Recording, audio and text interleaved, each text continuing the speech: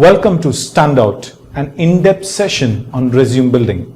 I'm Arvind Joseph, and today I'm going to take you through to the finer points of creating that resume which stands out. Well, what is it that we have today under this topic?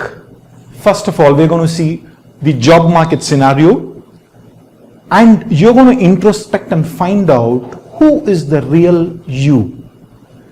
Third, we are going to build an ammunition. If you're thinking, if you do not have enough resources to create your resume or to create a two-page resume, you would be surprised to know at the end of it that you have enough ammunition to go ahead and create that elusive resume.